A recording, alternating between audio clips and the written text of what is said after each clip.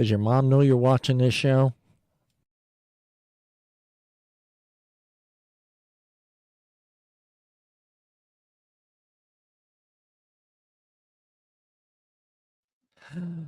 Welcome, everyone, to the Friday Night BS show. And like the intro stated, this podcast is rated R and intended for mature audience only. So if you can't handle a little sarcasm and somewhat dirty talk, a little bit of dirty talk, right? So occasionally a little dirty talk. A little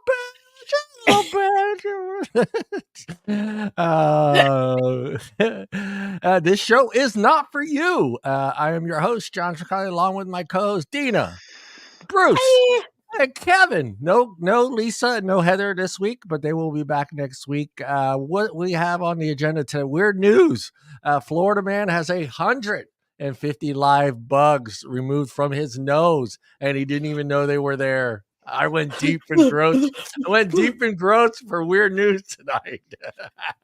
This is so fucking nasty. When I was reading it, I was just like, oh man, come on, dude. Millennial Minute. We got a new show format, everybody. We're changing things up. One of our segments is called Millennial Minute, and Deana up there next to me and Mr. Kevin below me. Of course, me and Bruce don't fight. We don't fit into that category. I'm gonna pull a Bruce. I was this close. To being a millennial. Only off by a century or so. And tonight, you guys got what do you guys do? Millennials versus Gen Z using modern technology. Correct. And Yes, are you guys sir. still?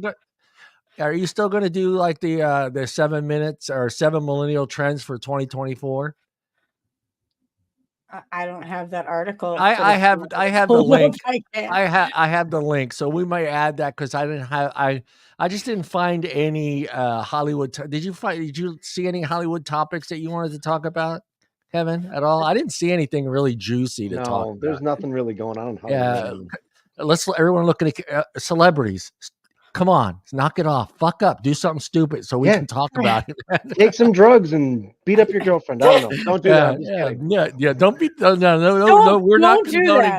We're not condoning the beating up of girlfriends, but piss in a bucket like Beaver did. I don't know. Fall down a hill. Yeah. Where's the good Ozzy? Ozzy throwing a fucking cooked ham over the fence at his neighbors. I mean, we need stuff like that. We're going to tell you celebrity gossip. So I'll throw that in there. I'll shoot you the link, and you can look at that. Dating topics. How do you keep a conversation going on a date?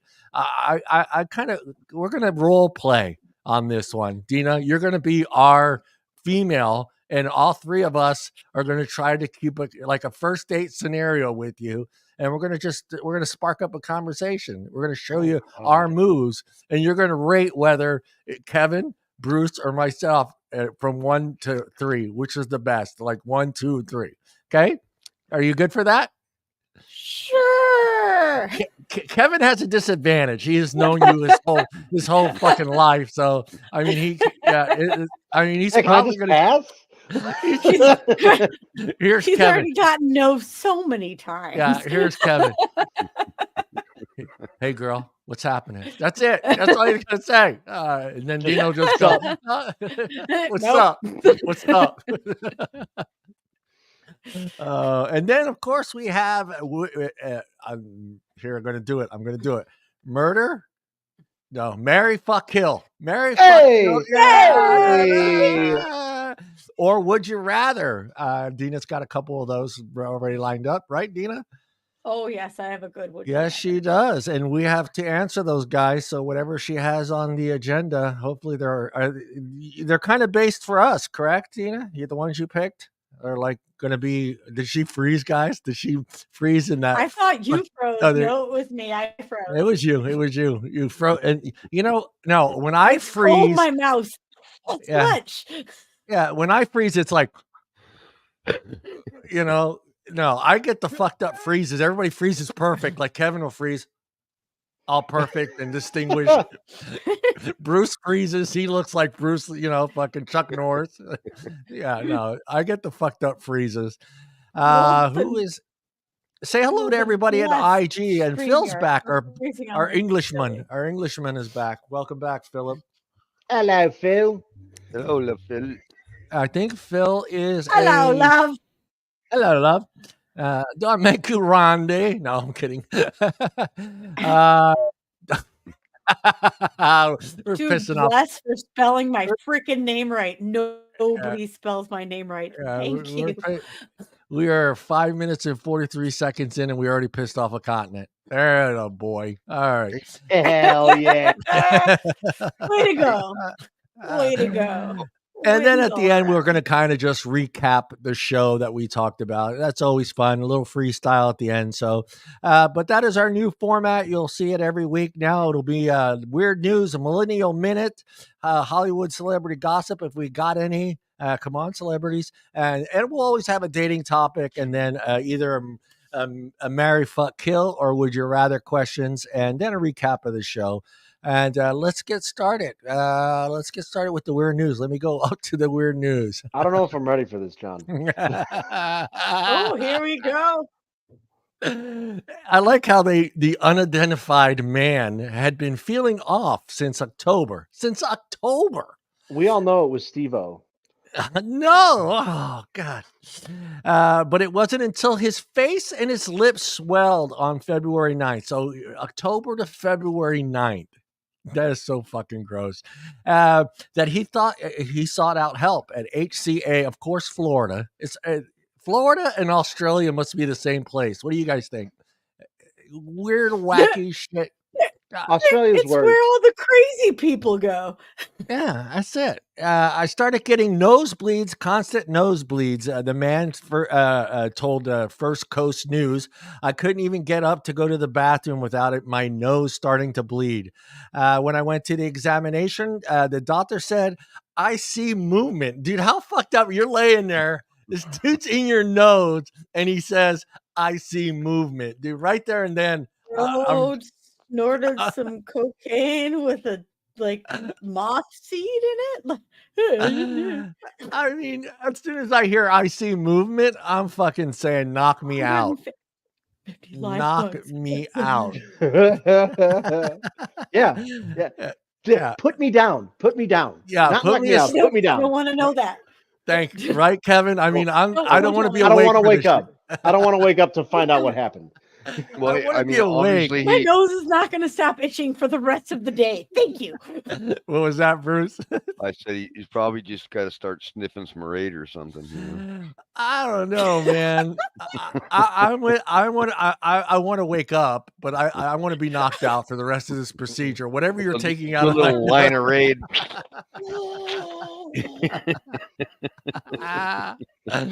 Dr. Dave Clausen told the outlet that he examined the man's nose with a camera, only to discover dozens of bugs feeding on his inside of his nose and sinus cavity, and shredding tissue and extremities. I can't get that word out. Extremities? Yeah, yes. You had it. Shit. They were shitting in his nose. Yeah. Which was which caused the inflammation. Of course it caused the inflammation. That is so fucking gross. What were they? We'll get to it, man. They were God, termites. I can't even read this part. They were certain larvae inside the nose that were scurrying around and looking for places to feed, and others that had burrowed into his tissue. Oh, God damn. Oh. Carson said his team tried to remove the bugs with suction, but that got clogged. It got clogged. Because the larva in his brain. They use different instruments to pluck them out, and those little buggers, I like this doctors, those little buggers didn't want to get evicted, Clarkson noted to imagine a doctor. Oh my God, I can never do that job. They were right up against his skull base, right under the brain. They had gone through that could have killed him, Carlson explained. The man hospitalized that the parasites staged their invasion after handling some dead fish. So, hey, be careful touching dead fish, man. Carson said of his wife. Yeah, Carlson said that in the length of his career as an ear, nose, and throat specialist, he had never seen this case documented in the U.S. All right, I'm going to hate myself for doing this, but I'm going to ask you guys first. Do you want to see a picture? Oh, absolutely. No. We're already this far in. We got 3 yeses and 1 no. Tina, I'll be cover over your here, eyes. bro. Hey, I'm gonna go over here. John, show us those little boogers. All righty, here we go. Buggers. Here we go. Oh God, tell me when it's Here. over. Can we just lie to her and tell her it's over? Yeah. No. It's over. Wow. Oh, that's gross. Oh, look at that. Okay, your sarcasm is not unbred. That's Man, what they they were pulled that out of his big? nose. Or were they that small? Oh my god! Oh my god! Those look like larvae or something, you know? They look like fucking mealworms. They do, yeah. Or maggots. It could be maggots. You can look too, now, you know? Deana. You can look, Deana. He took it down. We took it down. Oh, she peed. Deana, it's just the bugs. It's not like them in his nose. They're not. They're these, Oh, wait. Those are the ones. John, you made me a liar.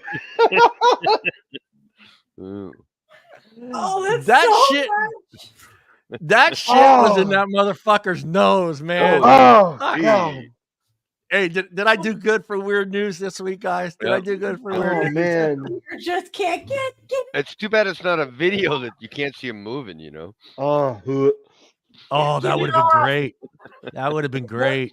Yeah. Oh my God. How does that happen? How do you deal with that for a month and you're just like, oh yeah, no. Yeah. Okay, I just did nosebleed. I mean, you'd think there would be like it'd be itching or something would be giving you a clue there's something going on, you know? Look how big that fucker's nose is, man. How do you not feel like them moving around? It's down. It's down, Deana. Deana. It's down, Deana. I'm not lying this time. It's down. He's like, and then the booger just moves. Right, like you're trying to pick it and it's dodging. Right? I mean, you wouldn't have blown your nose at some point and seen something come out. Thank you. That's what I thought when I was reading this article. I was like, do you not blow? Everybody blows their nose at least once in a while. Yeah. I mean, and Florida is very humid, right? And dry. So you almost well, that is just fucking gross. I'm sorry. Sorry to our viewers out there. We're going to see that later. But yeah, that look at Phil. Phil's like, that is fucking grim. Hey, Kevin, I was this close to making that the thumbnail. I was this close to making the thumbnail. Oh my God. Everyone would have skipped right over. I thought about it so hard. I was like, do I make this the thumbnail, dude? And I'm like, you could have just retitled it to the Friday Night Bug Show for one night. Oh God, that was just so nasty. So here's so if your nose itches, folks, you might have have a doctor. You might have a problem. Wash your fucking hands. You know, it's funny. Like this, like all 3 of my children grew up the same way I did with my parents. Like my parents would get very angry if they saw us touching our face with our hands. Like if we were doing this or putting our hand on our face, they used to get very angry because they said everything that you touch all day is on your hands and you're putting it on your face. Kevin's got his finger under his nose. He's trying to keep the bug. I've always been one. That's why I think I grew up not having any. I'm getting zits now. I'm like 55 and zits are coming, but I didn't have any zits growing up. I didn't touch my face. I didn't put my fingers in my fucking nose. I didn't put my fingers in my ears. You know, I always kept my hands and my fingers away from my face. But yeah, I guess he was handling some dead fish. And he said in the article that he would clean his hands in the river after he would catch the fish and clean them. So instead of using soap and water, he would just rinse his hands off in the lake. And then, of course, probably obviously stick his fingers in his nose. Had an itch in his nose, or fucking, and that little wormy went up and crawled in there. That's fucking gross, though. My God, dude. God. He grew a whole colony of things in his sinus cavity. I need you to seriously consider what actually happened there. Hey, look, fuck you, Philip. Fuck you, Philip. They Thanks, Phil.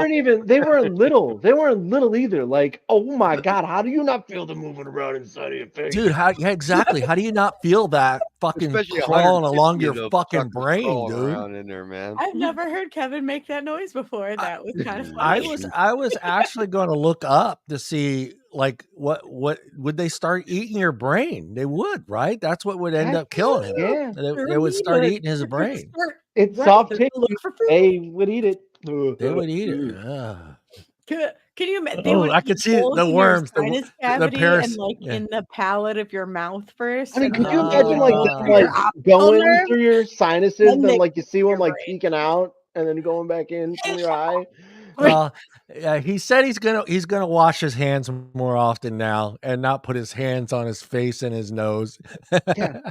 He should be washing his Needs hands to for the rest of his invest life in with fire. hand sanitizer. Yeah. Get it at the dollar store. All I thought is how quickly those things can reproduce too. So I'm hoping they got them all. They said that they may have not gotten them all, but got a majority of them. So they gave him some antibiotic and some other spray stuff to make sure that whatever is made, they may. Yeah, because the doctor was saying they burrow, so they could be small enough and they burrow into the skin and they can hide. So they weren't sure if they got them all, but dude, that was like a bowl of fucking Rice Krispie treats right there. That was enough for. Yeah. So what kind of nasal spray you using? Raid. Yeah. Dude, I would literally shoot Raid in my nose. I'd be like fucking. So we go from that to Millennial Minute, and I'm going to do this right here because you two are taking over the show. So me and Brucey down here. I don't know how I can follow that up because what? There's gonna this is I need a minute to process. What the fuck kind of segue is that, John? Also, that was I'm not sorry, dude. That story was just too good not to, I couldn't pass it up. I just couldn't. Like I said, I was this close from using that bowl of worms as a thumbnail. I'm this close. My brain is empty after that. There's nothing. I need to go look at pictures of growing up, and I had to turn my chair while you were showing the images. Oh man, audio was enough to make me want to throw up. God, wow, you're so mean. That's so mean. So this is our segment. This is how we're starting our first segment. Way to go! Yay! Thanks, John. Thanks. You're welcome, Mom. Also, just to throw this out there, I totally procrastinated doing any research on this other than my own. And that's when and then I went and looked up an article on a website called shockco.com, and it completely says everything opposite of what my beliefs are. So I sent this article to my Gen Z son, and his legitimate review was, and I will read this to you verbatim because it's fucking hilarious. He says, not trying to read a damn thesis, but from what I read, it seems like a load of shit. It sounds. Keep in mind, this is the article that's going against everything that I agree with. And my Gen Z kid says he agrees this is bullshit. Yeah, well, too, it just proves the one true fact about Gen Z that he wouldn't even take the time to even read the whole article. Isn't that hilariously kind of benefiting my point here? Yeah. The laziness of just, oh fuck, this 3 pages, son of a bitch. Cliff notes. God, can I get Cliff notes? It's 4 fucking paragraphs. Oh my Jesus, that's like. This has literally happened in my household. Mom, I want to make ramen noodles. How do I do that? Lane, flip over the container and read the fucking directions. They're there for stupid people. They're literally printed right there. You have 20/20 vision. I would have to do this to read them, but I don't have to because I've done this a million times. You forgot one thing. You not only have to do this, but you have to have the right light because you can't read it unless you're in the right light. My God, are things really bad for you people? That's horrible. Yes. Sometimes there's a refraction and you have to adjust. You know what works even better, guys? You take a picture of it and blow it up. You take a picture. Boomers. Wait a minute. And I gotta put Deana on the spot a little bit for this. Huh, John? Damn rookies. Your kid's an Italian. How does he not know how to fucking make noodles? Yeah. Yeah, the dog even agrees. The dog even agrees. He went to go yell at him. That's what happens. He came you stupid son of a bitch. I can see the dog putting his paws up like this. You stupid son of a bitch. It's a fucking What's the matter you? You know what cooking the noodles. It's the noodles. 3 minutes. Come on. Throw it against the wall. Al dente. It doesn't matter how many minutes. Every Italian knows how to test the noodles when they're done. Yeah, shit. It's not that hard. It's not rocket science. And he just came up, so now he's gonna be like judging me silently later. Did you tell him to go watch a YouTube video on it? Oh God, then they would jump. That is usually my answer on most things, but it infuriates me that I have to actually. We grew up in the age of technology. I remember Oregon Trail, but I also remember Encyclopedia Britannica.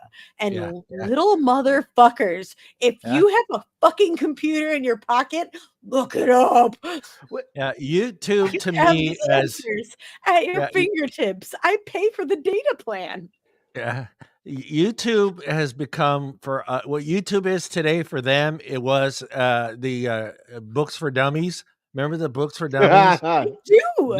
That's their version of it is YouTube. Or even remember like when you didn't want to read a whole book and you would just go buy those books. They just had the Cliff Note books. Yes. The Cliff Note books, yeah. Yeah, I didn't use any of that stuff. Absolutely. But you probably didn't have to back then. Now we have this generation, and they use YouTube for the Cliff Notes of freaking video games. Why are you watching someone else play Minecraft on YouTube? It is a sandbox effing game. You literally play this game so you can do whatever you want, and you're watching someone else do whatever they want. Yeah. I mean, do you watch TV shows? It's the same thing. Do you watch reality TV? I guess that's the difference because I don't do that. No, I don't watch any reality. Yeah. Like you're watching someone else for entertainment. That's all that is. There's a difference between scripted and some moron on YouTube. Yeah, because YouTube to me, I think that's like the point, is there? I don't know. Yeah, YouTube to me has like become the sitcoms. Like our sitcoms is YouTube is their sitcoms. I mean, they just don't really. I mean, if you think about it, there's like myself, I haven't watched live TV unless it's a sporting event. I mean, there's not a show out there right now that kind of draws me in, to where I kind of want to sit down and watch it every week, like we did with other shows. Like, I mean, I don't know about how you guys, but like when Home Improvement was on or on certain days, Married with Children, fucking The Cosby Show. We were excited for those days, to sit down and watch that. It just, but that's just because we didn't know that there was a better way. Look at this scammer. No way. Look at that. We got our first scammer bot. Yeah, and it's not. Has that ever happened before? We got one last week or the week before. Yeah. Was there any sex involved in that scam? Yeah. No. He said flexible, not sexable. All right. Well, okay. Your son's a Gen Z. Yellowstone. I don't watch that show. That requires a Paramount subscription. Yeah. I haven't watched one single episode of Yellowstone. Do you feel he has the same work ethic you had at his age? What, my kid? Yeah. Now, at your age, you're at his age. My age.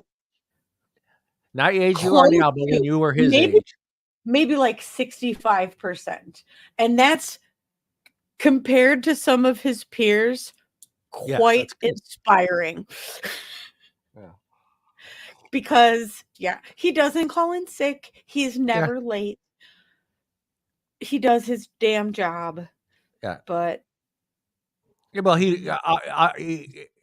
I'll get to that point because there's some statistics that I looked up for this show that proved that are absolutely on point with what you just said about Gen Z compared to you guys, millennials. So I'll bring it up after we're done with your thing. How about you, Kevin? Has your daughter got this? Well, how old is she? She's not old enough to work yet. Yeah, no, she's about to be 14, but she wants to work. She wants to work already. Yeah. See, yeah. This article's point on then. When I bring up those stats, you're going to be surprised. It doesn't make millennials look too good. That's all I'm saying. It's only getting worse. I feel like it's getting worse. I get it. My parents would go to the grocery store and get rung up, or McDonald's, and get run up by some snot-nosed teenagers in the 90s, and they would complain. And I get that. That's a generational gap. And kids don't know how to do things. I get it.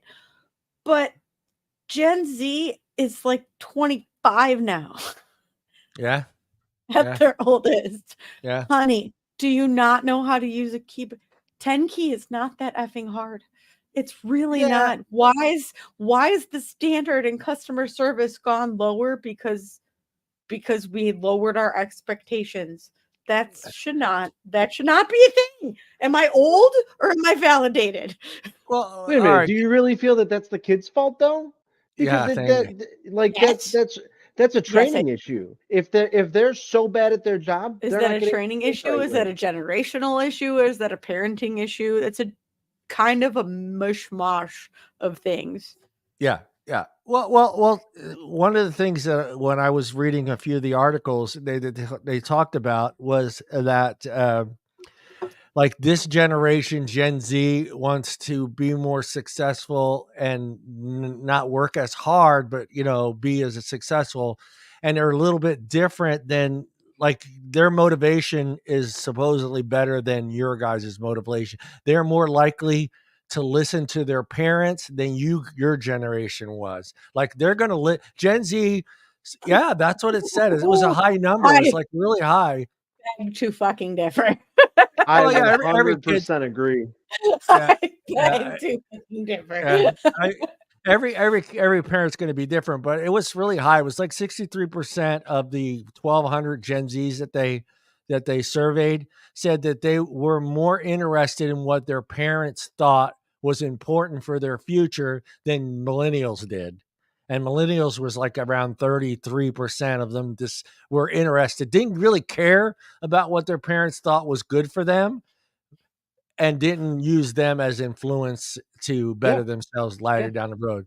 But Gen Z is taking more emphasis in listening to their parents. That's a whole other episode of thoughts that I have on that one. Yeah. I mean, everybody's parenting skills are going to be a little bit different, but I think we all want the best. And like I said to one of my coworkers last night, every generation is going to be different. But the only thing that isn't different from Bruce's generation to mine to yours and to Gen Z is each generation wants the next generation to be better and work less and earn more. That was my dad's thing. My dad, of course, a boomer. And would he have been a boomer or would he have been before that? I don't know. He was born in 1938, so I don't know what that is. That's what a generation that is. But his thing was go to school, get a job. Don't work as hard as I have to work and make more money doing what you do and you love. And then I think I was the same way with my kids, and I think my kids eventually will want the same for their own kids. And I kind of think. I blame a little bit of ourselves because Gen X learned how to change a bike tire. Gen X learned how to, change oil in a car, how to fix a flat, change a flat on a car. And I think we wanted our kids to grow up not having to have to do those things. Does that sound about right, Kevin? Yeah, I mean, I don't know. There's a lot that you've got to take into, like, reflect generationally, right? Like the generation that raised most of us, like your parents, John, like that's the Yeah. World War II generation. Yeah. Those are the people that lived and dealt with that stuff. And World War II ended, and like for the first time ever, like our economy was booming, and people got to work hard, and they got to succeed, and they got to achieve their dreams. Like that's really kind of the era where like the American dream came out of. And then the generation after that, they didn't have to work as hard. And like I think it's partially just the whole idea that not so many years ago there was a whole group of people that had to work hard but had great success doing it. And now you have the generation like 2 3 down the line where I and I'm not saying anything about your parents, but like my parents, they they didn't have to work really hard to get where they were going because their parents helped them out a lot. Yeah. And then, for the first time in my life, like my life wasn't easier than my parents. Like I had to work really, really hard. Yeah. And my But children, do and you think your parents did that to make sure that you were ready for what do the you mean? future? Like being a little bit harder on you to work and be No, successful, my knowing that parents they weren't knew. hard on me at all. My parents Oh, weren't hard on me at all. oh, okay, It okay. was like a real big reality check when Oh, I finally wasn't being taken care of by my parents anymore. yeah. I see what you're saying. Yeah. Well, So And you then and there's then 7 Generation Z, like our kids, yeah, they are growing up in a world where they know it's going to be hard right from the get-go. yeah. But they So also have it. Go ahead, Bruce. Yeah, so officially there's 7 generations, John. yeah, 7. 7. So before the boomers was the silent generation, which was That's my dad, right? 1925 to 1945. Yeah, that's my And parents. before the silent generation was the greatest generation. Yep. Which is What? Greatest? greatest generation, which is 1901 to 1924. We're all dead right now. Yeah. And then it goes boomers, Gen X, millennials, Gen Z, and Generation Alpha. Alpha. Because they need that kind of validation. Yeah, I want alpha. Fuck Gen X. Give me alpha. I want alpha. The alpha bitch. generation is all like age 10 and below right now. So alpha is they don't need that 2013 kind to of 2025. Yeah. So some of the alpha has not been born yet. They're 11 and Okay, younger. so Bruce, your parents were the greatest generation. My parents were the silent generation.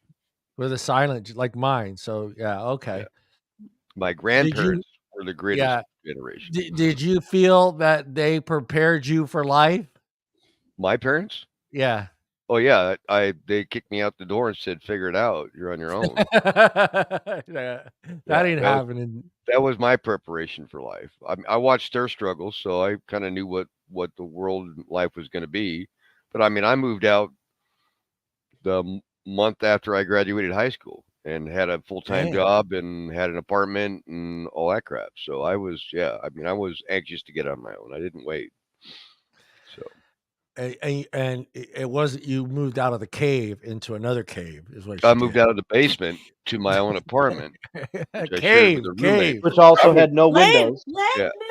But I mean, I was paying rent at home when I was working, so it wasn't like I had free room and board. I was paying my mother rent every month. So, and that's a good point that you bring up because everyone that I know growing up that did that that paid their parents rent. Yeah, I paid my parents rent. My mother rent. Yeah. All those people I grew up to be very good with money. They were everyone that I know of that had to pay rent to their parents growing up after they turned 18 to stay there. They all have been very good with their money, own homes. They got good jobs and they take care of their business. And there's a few of them that I know of, but it seems like that group that had to pay rent and pay their way through. And that was one of the things I stressed with my kids. It's like, yeah, okay, you got your driver's license, but you're going to pay your insurance. So you got to get a job.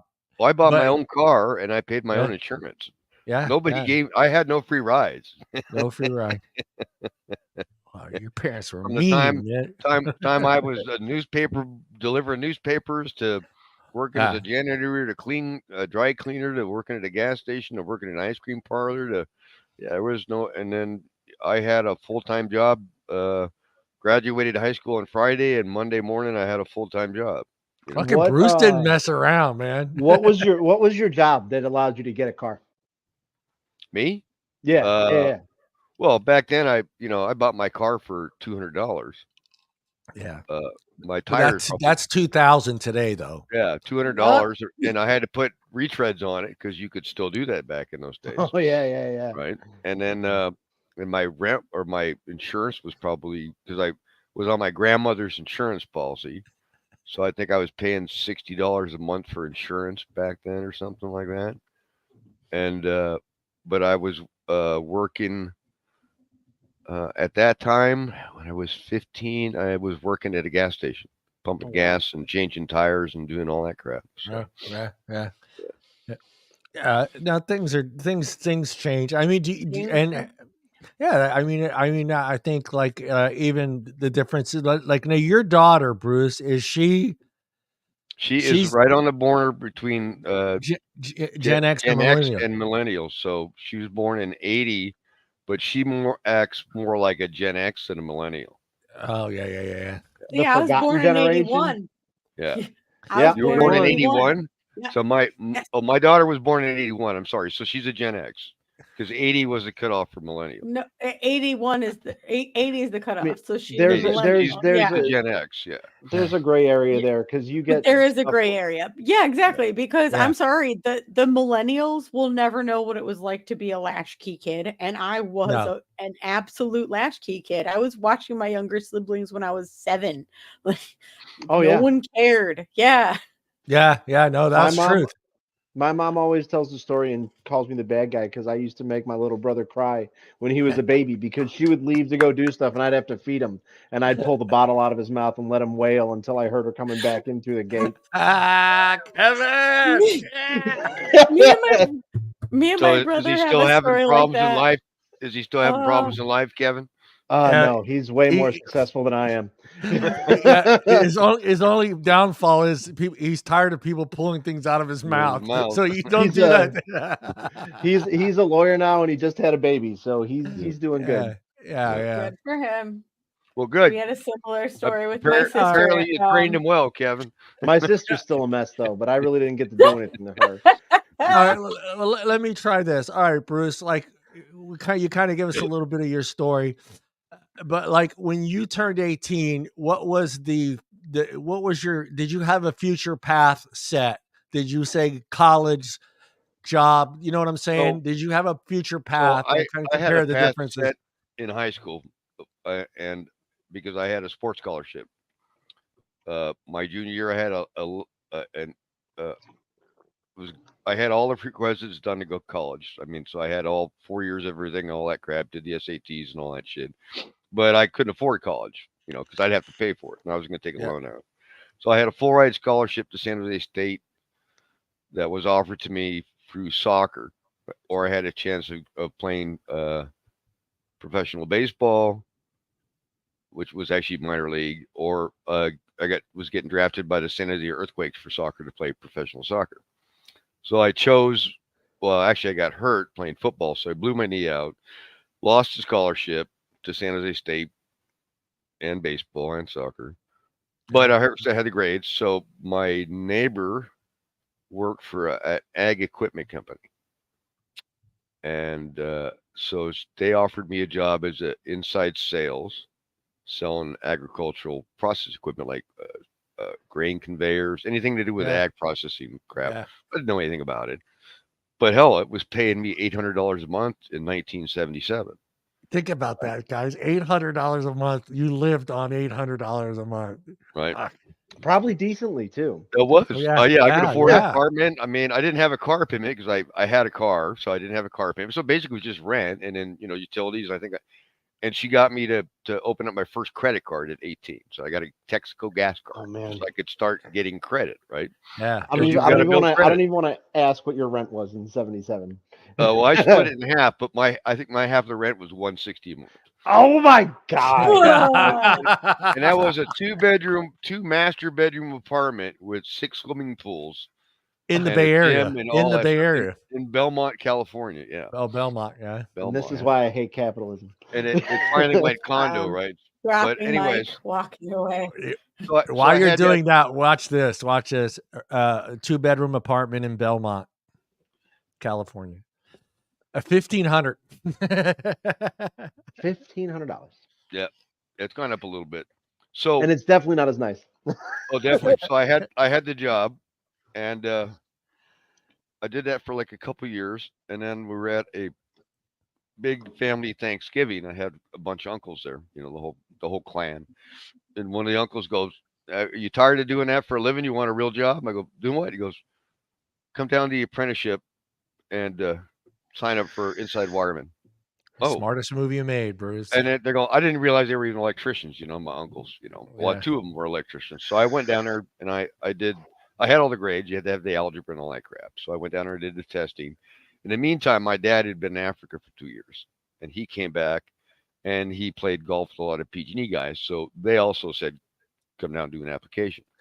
So I did PG&E and I did the inside wireman. So I did all the testing and crap for both of them. And my uncle for the inside wireman said, hey, if you get a letter that says you're on the list, don't worry about it. Just forget about it. You didn't make it. So, all right, cool. So I was still working. I got the letter, says I'm on the list. So I didn't worry about it. About a week later, my uncle calls me. He goes, you ready to go to work? I said, what are you talking about? He goes, didn't you get a letter? I said, well, yeah. You said if I got a letter, forget about it. He goes, well, you were 9th on the list. So we have a spot for you. I said, well, I got to give 2 weeks notice. He goes, give him a week's notice. So went to inside wireman, started that at 20. 2 weeks after I took the inside wireman apprenticeship program, PG&E calls me and says, you're in. No, yeah, that's I made a mistake. Belmont, California, 1 bedroom, 722 square feet is available for $3,287 a month. Holy shit. That's a 1 bedroom, huh? 1 bedroom, dude. 700 square feet. Roommates, Joe. 722 square feet, dude.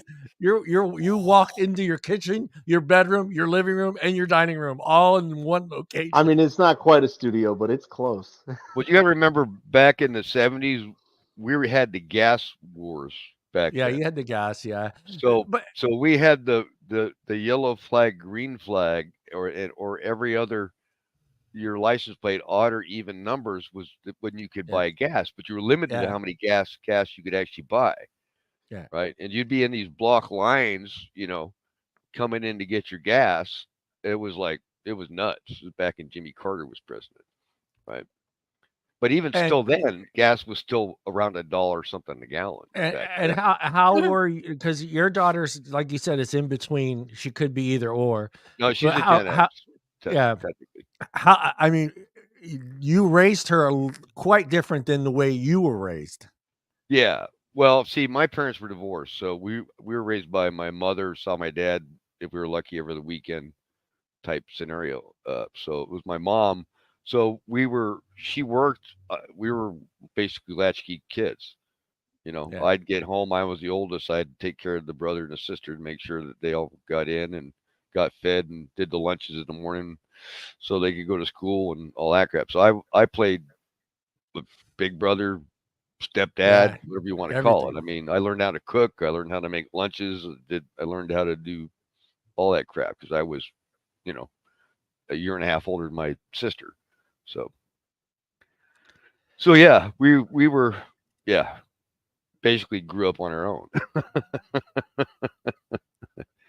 D knows what we're talking about, right, D? Yep, absolutely. My parents were like never around. As soon as they figured out that they could hang out with their friends and I was just a phone call away, they were never there. And then I turned 12 and the legal age to babysit was 12. So my parents threw me in a first aid and CPR class. And then I never saw them again until I turned 18 and moved out. I'm like, hey, bye. Yeah, see, mom was always home. So, when I got home, she was there. She was a home, home wife, a home mom, whatever you want to call it. I don't know what they're fucking calling it these days. But Homemaker. yeah, she was always home. Yeah, so like my next door neighbor, who was was maybe 2 years younger than me. Yeah, he had the key. He had a little yarn thing tied to his key and is under his shirt, and he got in. He made his own dinner, made his own freaking everything. And they didn't get home till 7, 8 o'clock at night, from work. So yeah, this is how I learned how to cook, and but I mean, back everything was on the stovetop. We didn't have microwaves or any of that crap, so it was boiled vegetables. So you get the pot out, put water in it, boil the pot, put the block of vegetables in the pot, and hope it doesn't boil over if you got the water right. And how to make spaghetti, and we didn't have. It was either frozen food, which you had to put in the oven because there was no microwaves back then, or it was basically frozen food. Fast food was a treat. It wasn't like a convenience. It was literally a treat to have fast food, to go to KFC or to go to Jack in the Box or anything. That was special occasions. That was special, yeah. Yeah. Yeah, how about you, Deana? I have Jack in the Box. Tell me about the Jack in the Box. Did you feel that you're raising your son and your daughter a lot different than you were raised by your parents? And your parents were boomers, no? Right? Yes. No? Yes. No. No, Gen X. Yeah, my parents are boomers. No. When does Gen X We're start? missing a generation here. We're missing a generation. There's a generation between Gen X and the boomers. No, there isn't. No, there isn't. No, there isn't. No, that's all. Nope. Yeah, 66 through 80 no, my parents is are Gen X. Oh, shit. Yeah, my parents Gen X and then boomers, yeah. And then the silent, then the greatest. Yeah, my parents are boomers. Yeah. Was your parents like mine then, were they like, hey, you need to go to school, go to college, get a job, start a family? Oh, yeah. And did you raise your kids a little bit different, or was it the same as the way No, I decided to be an emotionally present parent.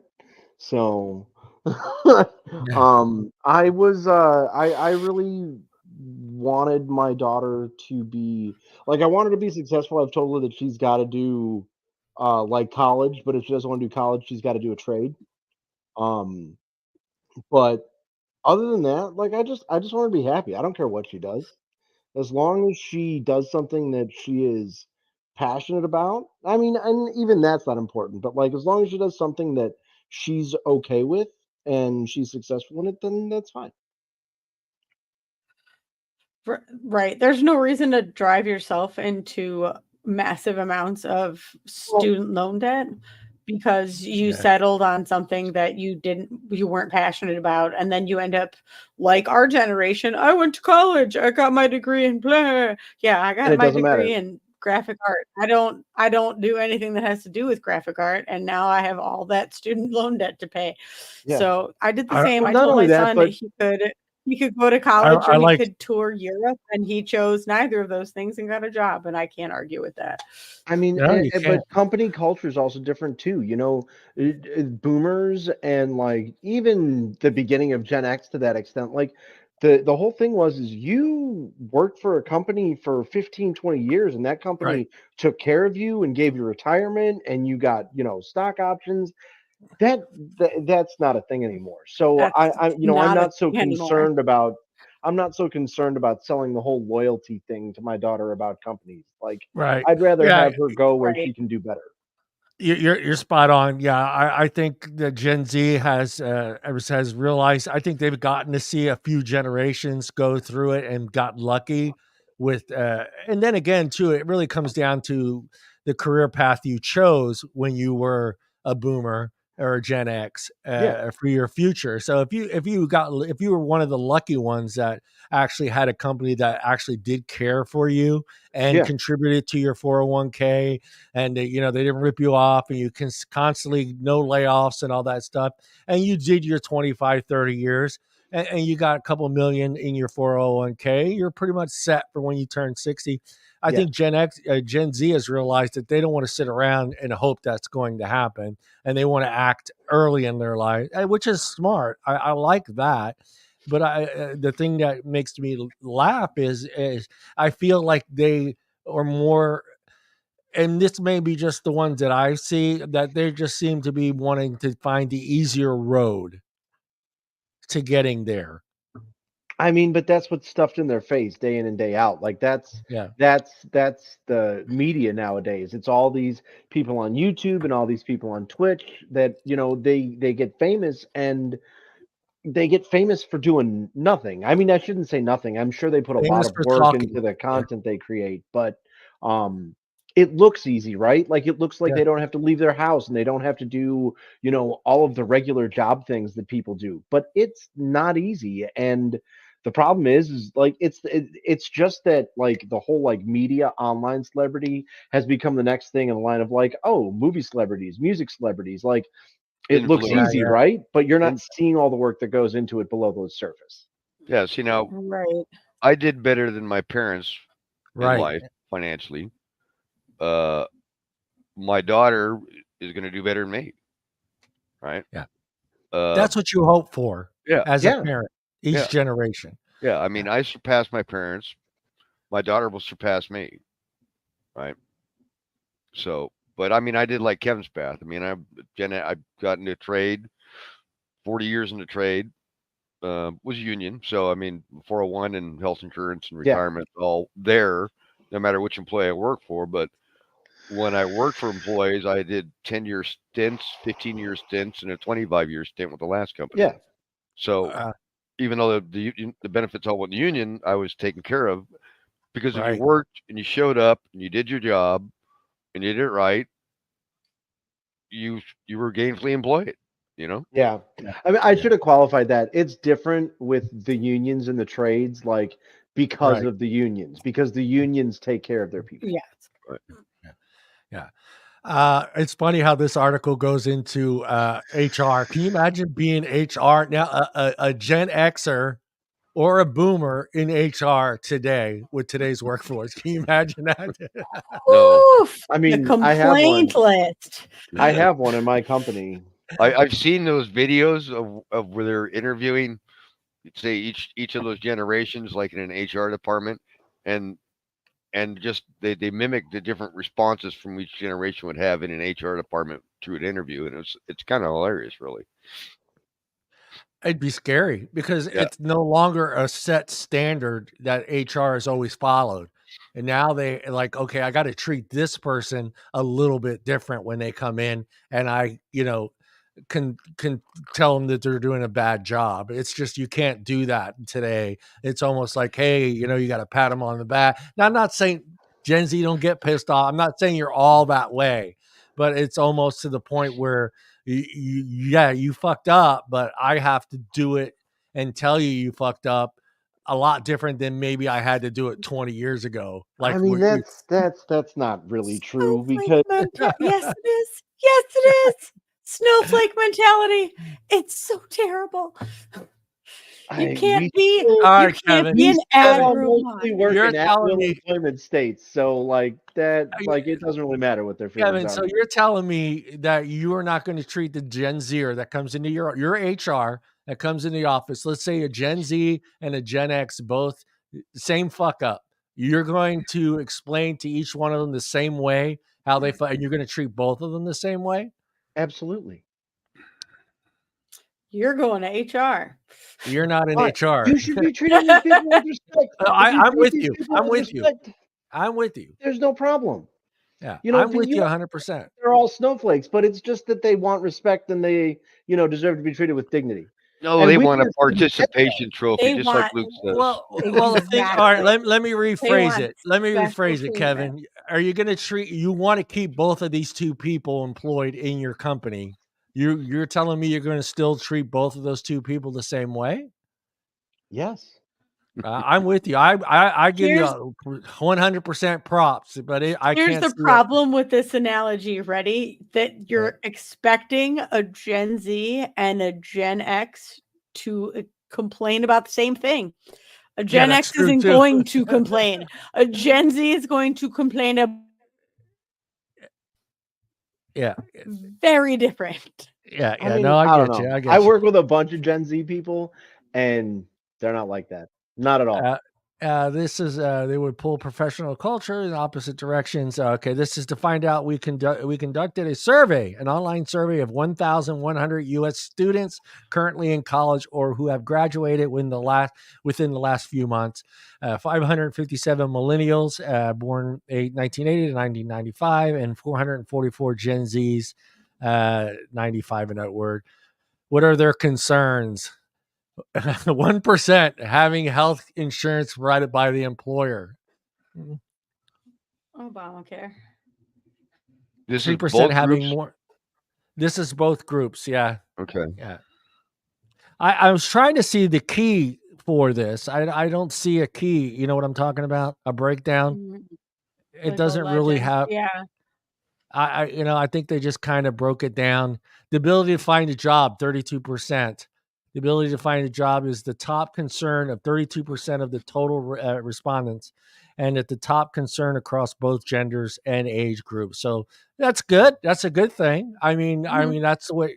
I mean, it's I wish we could be thinking about other things, but finding employment is always important. 6%, the economy. 7, graduating college, applying with the oranges. The oranges is and the color beside the orange. Those are pretty big pieces of pie there. They are pretty big pieces of pie. 16% the cost of education, tuition, student loans, etc. That is a scary thing. I'm sorry. And Bruce, you got firsthand of what it was like, even back in the 70s. I mean, that was a lot of money to go to college, even back then. And I wasn't going to put myself in hock to do it, even though I had, the grades to do it. But since I lost the ride, it was like, no, I got to find another route. My daughter, on the other hand, I paid for her to go through junior college. When she finally went to Stan State, she went through an accelerated program and got her a bachelor's of science degree quickly, but she's already paid her student loan off, so she's already debt free for college. So they hunkered down when she got married, and they paid that thing off. So they're both, her and her husband both have their colleges paid off. Yeah. So. Well, not all of us are that awesome, Bruce. They just knuckled down, and that was their big push was to be debt free. So, it's a rough road. It's not. Don't feel bad, Deana. Like I said, my brother's a lawyer. He still has hundreds of thousands of dollars of student loan debt. Oh God, yeah. Imagine, doctors, lawyers. That's why they charge so much for their services, because he's been a lawyer for a bit now. He's been a lawyer for a bit now, and he still owes a lot of money. Sure. Despite their concerns, the majority of the students are optimistic that they will find a job in 5 months or less. Good luck. Less than 3 months, 42%. 3 to 5 months, 36%. 6 to 9 months, 5% think that it'll take a year, right? 12 months. Whew, good luck. Yeah. Good luck to you. Yeah, good luck. In fact, 42% of the students believe that they will find a job in less than 3 months. That's pretty good. That's pretty. I mean, I don't know. Sure. It's good to feel that way, but in your field, in the field you studied for. But let me ask you this. I mean, if you were going to high school, let's go back to your time, Kevin. Like, you graduated high school, you gone to college. Would you have, if you were having a hard time finding a job, would you have settled for something now and then wait to get the job? Because that seems to be their thing. They're not going to settle for another job until the dream job comes to them. Well, how would you? I mean, I would settle absolutely, but where's the statistics of Z saying that they won't? They'll jump around. They'll jump around every 2 years until they find something that they're going to finally settle in. That's the nature of work now. That is the nature of work. The way that it is, if you're not in a union, you should be changing jobs every 2 years to get actual raises for your work. Yeah. That's the unfortunate reality of that situation. Mm-hmm. 50% feel determined or optimistic in their job search, while only 6% feel defeated. I feel defeated every day. That comes with experience. Why does this chart look like butt plugs? Just curious. They look like Why does everything look like a butt plug to you? Because everything that involves work is a butt plug, right? Overall, most students' greatest aspiration is to be financially stable. Yeah, everybody wants to be financially stable, but coming right out of college and thinking you're going to be financially stable right away is nonsense. It's fucking nonsense. Pipe dream. You're not. It's not going to happen. Only 28% think they'll be in their dream job. On, they all want to come out of college and start at the top. Right? Wrong though. Yeah. Like this is what their aspirations are. Like the definition of an aspiration is like what you hope to achieve after a length of time, not immediately. So reality goes the other way. This whole survey was done by kids aged 20 to 27 that still live in mom's basement. 2% said becoming a business owner, which I think that is lower than, say, Bruce's generation. I think Bruce, your generation was like a goal for you guys, like to own your own business and be successful and be your own boss. I did until I discovered I'd make more money working for somebody else. Yeah. The American dream was still alive back then. Any of you millennials ever consider being your own boss? Owning your own business, and actually maybe even took some steps into, well, you're doing it now, Deana. I'm trying to do it right now. I just bought my LLC in September. I've been trying to do this out of my kitchen table for the last 10 years. It's hard. Yeah, there's a big issue with market saturation right now. Yeah. Deana's going to be the next Bezos, and then she's going to marry someone, then divorce him, give him half, and then go find some hot Latina. No, I'll marry Seth MacFarlane. We'll buy an island somewhere and tell everyone to go fuck themselves. That's the dream. Make a sizable investment purchase, i.e. a house, apartment, etc. 2%. That's kind of low because that used to be the American dream, right? Yeah, right? Nobody can afford a house anymore. Yeah, I know. The market is shit. Good luck. Well, the problem is, I had to come up with the down payment and then make the mortgage payment. Yeah, right. Yeah. Well, and 1,600 square foot house is $450,000 now. That was my toughest thing when I tried to get into owning a home was I could afford the payments. Yeah, I couldn't afford the down payment. Yeah, it was just impossible. What was it? With all what of was his the work down and payment? the kid in daycare, trying to because the wife's paycheck pretty much paid for daycare. That wasn't cheap. Was it like when I bought? It was 10%. I know now it's up in the 20s, right? You need 20%. So my very first time we bought a condo and we got into this deal was called a rent to own, which was a gimmick. Their whole idea was they said they would set aside part of your 1 year agreement towards the down payment, right? Well, their catch was people were getting in with a set income, right? Well, I lowered my income to qualify for it. It wasn't my true income. So the people ahead of me, when they got to the point of trying to buy the condo, the company would disqualify them because they'd make enough money. But when they got to my point, they tried to disqualify me. I said, well, here's my real income. So they couldn't disqualify me. I should have walked away. But anyways, I lived there for 5 years, sold it, broke even. When I moved out to the valley, well, FHA was the only way I could. Yeah. You come with a 3% loan. I got a gift check from my mother. Well, here it is. You get a gift check and you put it in the bank, right? Long enough to close. Right. And once I closed, I gave the gift check back to my mother. You give it back. Yeah. but it was only in the bank in order to show an asset enough.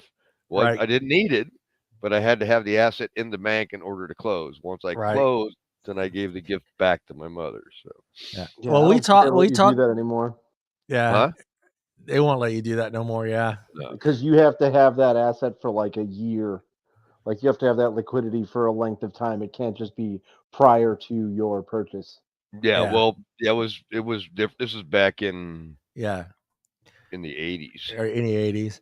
Yeah. Well, this is the one that we talked about that is the concerning one. They're not thinking about starting a family. Only 4% of them are thinking of actually starting a family. They don't. None of the Gen Z doesn't want kids.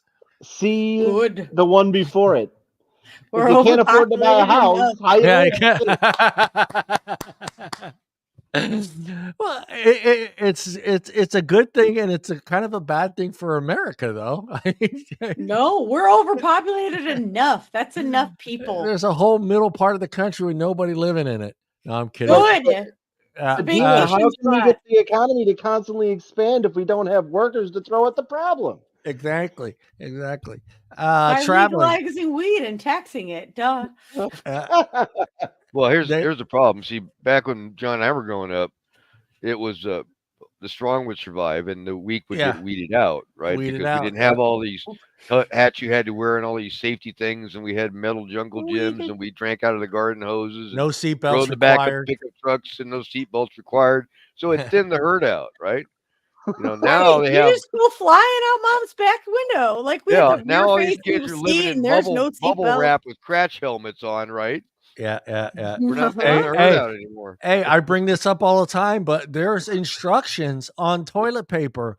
Who the fuck needs instructions for toilet paper? If you don't know how to wipe your own ass, you don't deserve to live any longer. I mean, I'm sorry. Pretty much on the detergent pods do not eat, right? Don't eat Tide Pods, kids. Don't eat those Tide Pods. Don't eat the Tide Pods. They look like candy. We should bring back the Coliseum and let people just kill each other for our entertainment.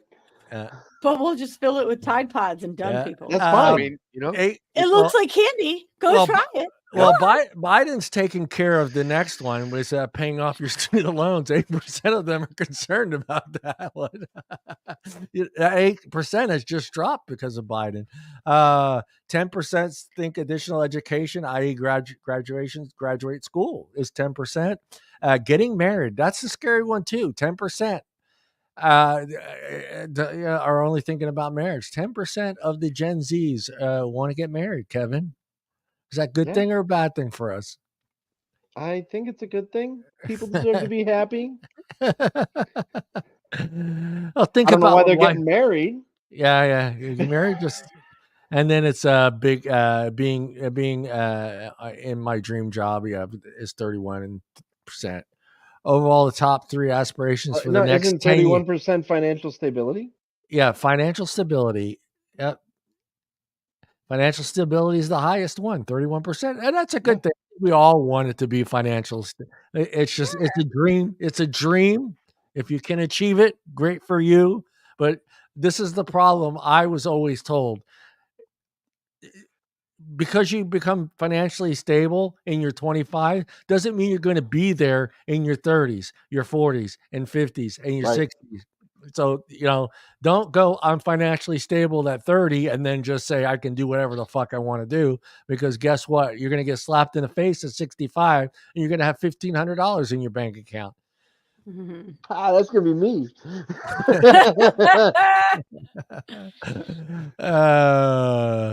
Getting married. Overall, the top 3 aspirations for the next 10 years. 36% getting married, financial stable again, 69%, securing their dream job, 62%, Gen Z, 32% want to find their dream jobs, while 34% of the millennials would rather want to be financially stable. I mean, the millennials are older than the Gen Zs. Mortgages.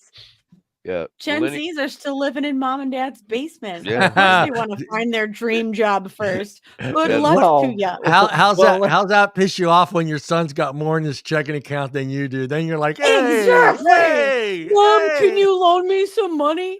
No. You have more money than I do. And you're unemployed. I think that's why think Gen Z just knows they're never going to be financially stable, which is why they want their dream job. That's fair. Exactly. I think Are any of them decisive enough to know what the dream job is, though? That's another study altogether. No. Yeah, that is fucking spot on, Deana.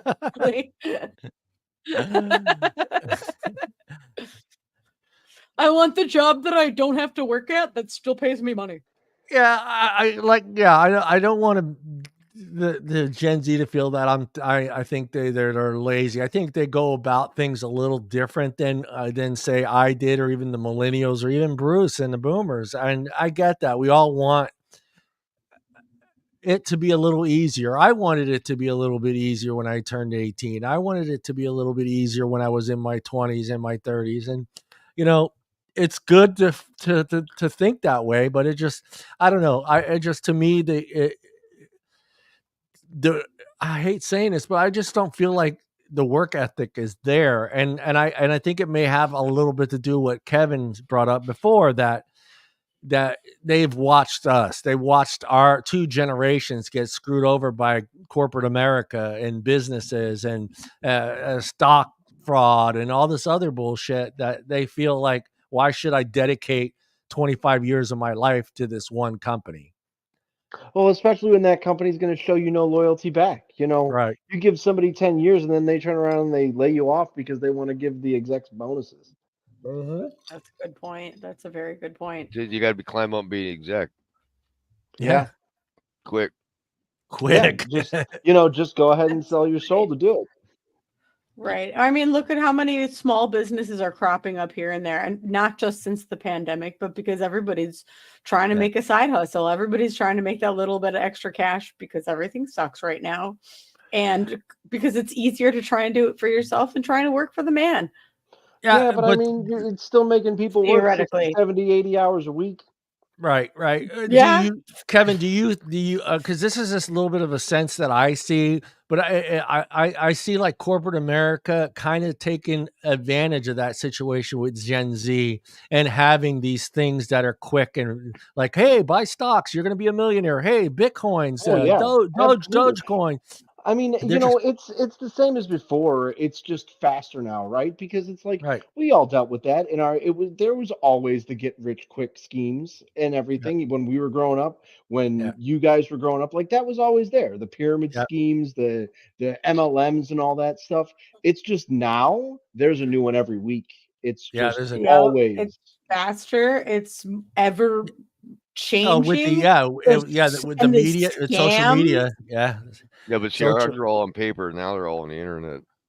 All I remember is my dad telling me, John, don't buy anything out of the back of the van. Don't buy anything out of the back of the van. That was the scams of scams in the 80s.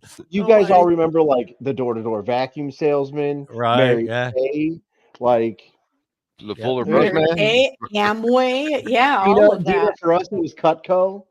Cutco. Yeah. My son got me for a couple $100 from Cutco. That son of a bitch. I forgot. Avon, Tupperware, all that crap was all over the door, man. Hey, I'll say this: there are the best knives in my drawer. I'll go with that. They are the best knives. Oh man, what was the TV one when I was going? Oh, Ginsu, the Ginsu knives. The Ginsu knives. Cut through a tomato and a tin can. Yep. And a pipe. They put pipe. I mean, that was big TV when they had that infomercial channel come out the first time. It was selling all that stuff. And it always came on at the right time, dude. When you were fucking tired, it was 2:00 in the morning, and I need that. On. Oh my God. And then you always knew you had to wait, because why? There's always what? There's more. There's always there's more. There's more. There's more. If you order now, it's not $29.99. It's not $19.99. It's $9.99. I do miss Billy Mays and the OxyClean commercial. Billy Mays. More millennials, 41% want a job with the opportunity of growth compared to Gen Z at 30%. That figures. That figures, yeah. Good luck. Friendly work environment, 10%. Flexible schedule, 70%. The highest salary, 6%. And corporate social responsibility programs ranked lower in priority. Oh, geez, that's a surprise. They need a hero. Kevin. Well, I'll tell you, because I was in construction, so I built like Google's campus. I built Sun Micro's campus, all that stuff. And the generation that was coming in and work like that, I mean, they had rest areas every corner. They had concessions, free food. They had scooters. They had whiteboards on the corner. I mean, it was the pampering that went on in these. You're also talking about like Google in the .com era, which is a microcosm of its own. I mean, because I mean, I literally built all these campuses as an electrician. Watching these people move into this stuff, and they're going, and then they walk around with some exec going, well, I want that plug over there. Well, can we put the light switch over there? This is just like an inch too low. It's like they absolutely had no clue what went on in construction to build something, because all they did was come in and see the finished product. Just magic. I mean, but you see that a lot now. You see that a lot now in corporate America. Like every CEO that I've ever met, they want something done, and they're like, "I don't care how you do it, just get it done." It's not possible. I don't care. Do it anyways. They don't care even cost. As I got ready to retire, we would build these buildings so quick. That, I mean, it used to be that you know one trade would be in, the next trade, the next trade, the next trade. You know, we followed each other. Well, when I was starting to retire, everybody was building at the same time. It was such coordination, because somebody come in and go, well, I would take 6 months to build that building. And somebody come in and say, well, I can do it in 5. And then I can do it in 4. Pretty soon we're turning these buildings in over 2 months. Which is incredible. But they didn't care how much it cost to do. They just opened that building in 2 months, right? Well, I mean, not only that, but it used to be that commercial realty was a real good investment. Yep. Overall, online job boards and universal career centers are the tools used by most students when searching for a job. Online job boards, 31%. That figures. Raise your hand. Who's gotten a job from online? Why do I want to go talk to a person when I can look it up? You can't talk to anybody anymore. There's nobody to go talk to anymore to get a job. My college, university, career center. They still have career centers at college. They do. Yeah, wow. I thought they're called financial board investigators now. I think. Did you get a job yet? You know, you got to pay us back, right? How about now? I know you got a bachelor's degree in science, but we got a janitor's job opened up here at the university. You can start working today. Which coincidentally requires a bachelor's degree in science. It requires. And 606 years of experience in janitorial. Right. And custodial arts. Yeah. You'll have to take 3 more classes while you're working here to fulfill your requirement to have that job. And it pays $11.75 an hour. Yeah, $14.25. This is a dying one. I'm confused. What's an online job board compared to social networks like LinkedIn, Facebook, and Twitter? Aren't they the same? No, a social network like LinkedIn, that's based, that's basically a professional's website. So it's starting to get, from what I heard from a couple other friends, it's starting to get a little dirty there now too. So I've got LinkedIn because we built LinkedIn. So as supervision, we had to get a LinkedIn profile as part of the deal. So I had a LinkedIn profile.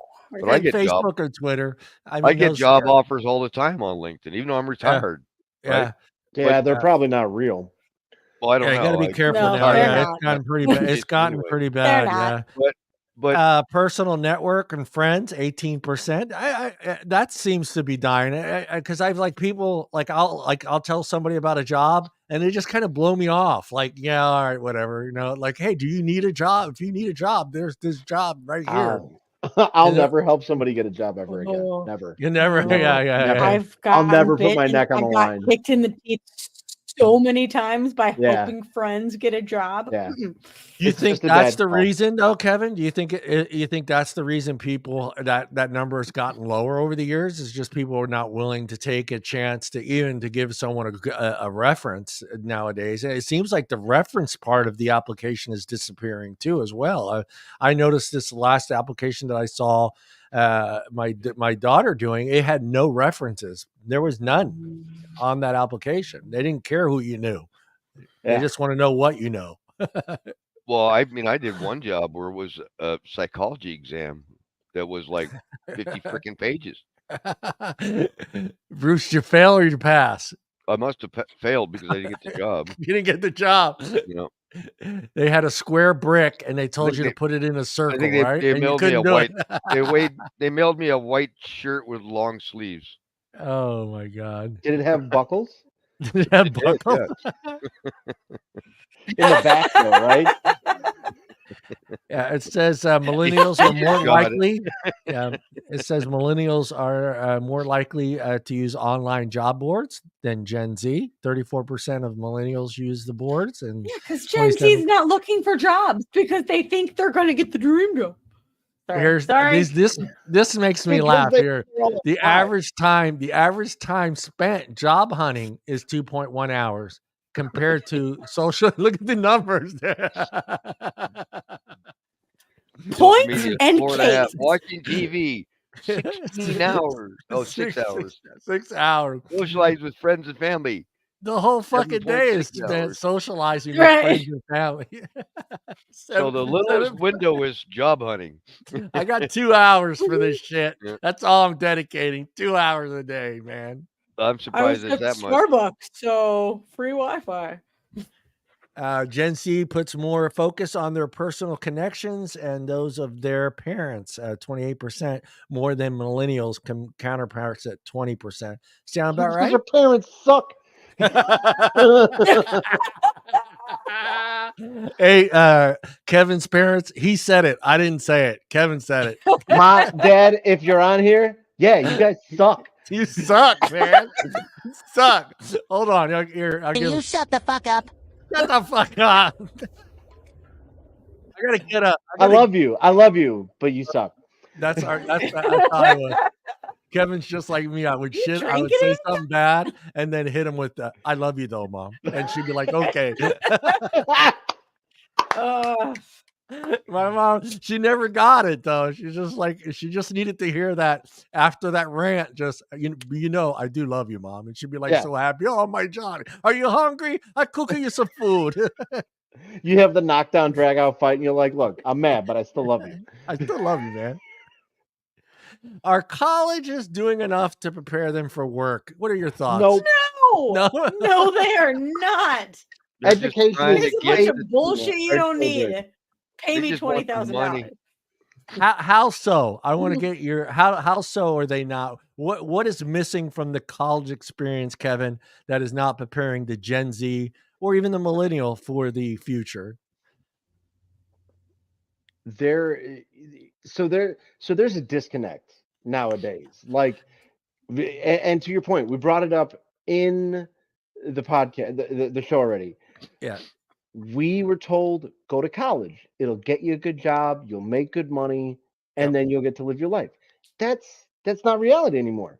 You go to college, you get a degree, and then you can't find a job in your field. So you got to do something else.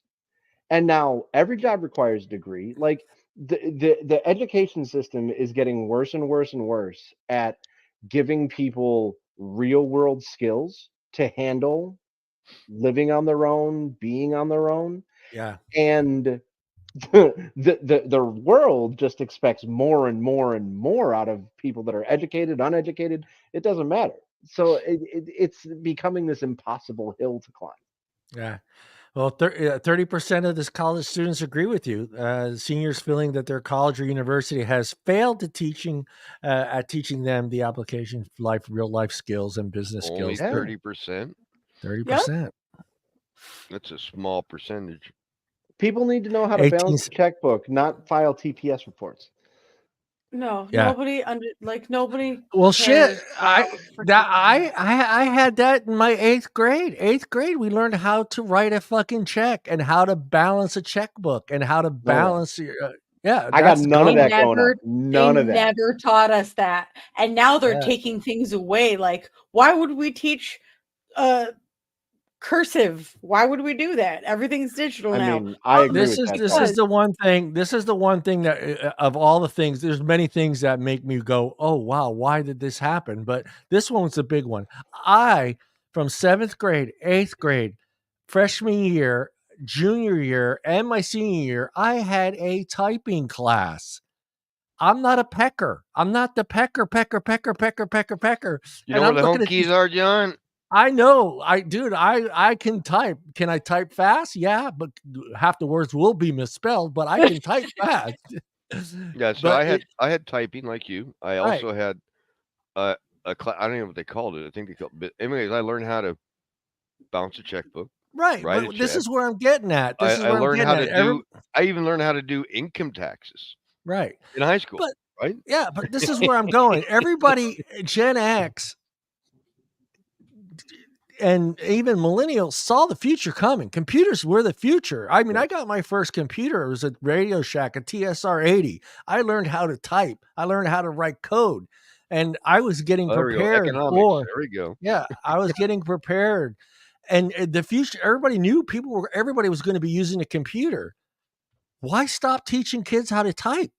That made no sense at all. Why would they pull typing out of fucking schools and not teach kids how to type? Now you see these kids, they're doing this. Boom, boom, boom, boom, boom, boom. I'm like, what the hell's that? Well, it's a thumb and a thumb. They're thumbing it, right? That's also true.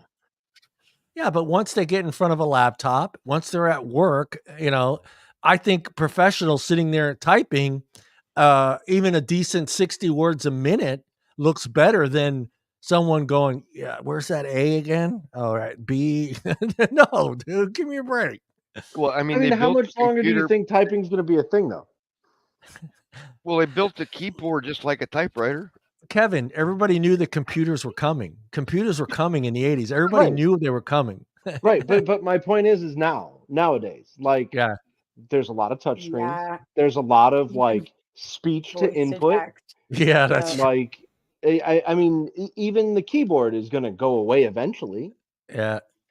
No, I don't. It still gets the word "fuck" wrong. It's not duck. I'm saying fuck. Damn it! It's never duck. It's never duck. I'm not ducking kids how to read the hands on the clock anymore. That's the other one. 38% of Gen Zs believe their college is doing a good job. 38% say their college is doing it, preparing them for a career, compared to 28% of the millennials. Gen Zers, 42% follow their parents. See, this is the one I was talking about. Gen Z, 42% are following their parents' influence, compared to millennials at 36%. That holds true. You guys, do you feel your kid? Deana, do you feel your kid is listening to you when it comes to guiding him for the future? He's not. Not until it's a detrimental problem. No. Mom, I fucked myself over. What do I do now? You A, should have listened to me the first time, and B, let's fucking get online and fix it. Yeah. How about you, Kevin? I mean, my daughter's too young really to go into that. I mean, she does listen. Like, I have way more candid conversations about life and, the nature of life with my daughter than I have ever had with my parents. Yeah. But it's still too early for her. Yeah. What are we going to do with Gen Z? I don't know. They're going to save the world. Leave them be.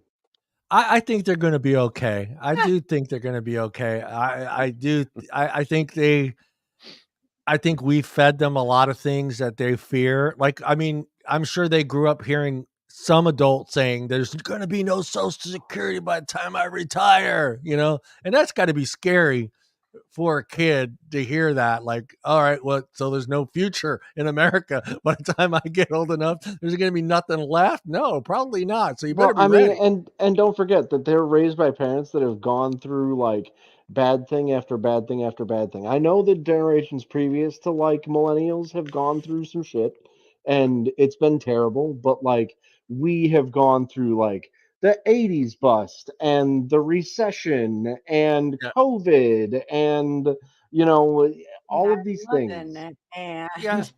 I think all of us have gone through that. I agree. Yeah. I'm not saying it happened. But yeah. I know where Kevin's going. I think though too, it's social media. I think social media really emphasizes a lot of, and just blows a lot of things out of proportion. I mean, like the big deal for me growing up was like Elvis Presley died. Can you imagine if Elvis Presley died today and was famous as he was back then? It'd be Gen like Z's Kardashian dying. It'd be the end of the world. Yeah, it'd be the end of the world. It's just so blown out of proportion. I don't think so. I don't think that equates though, because nowadays so many people are famous. So like, people move on to their next favorite celebrity within weeks rather than years now. Oh yeah, social media takes care of that. Yeah.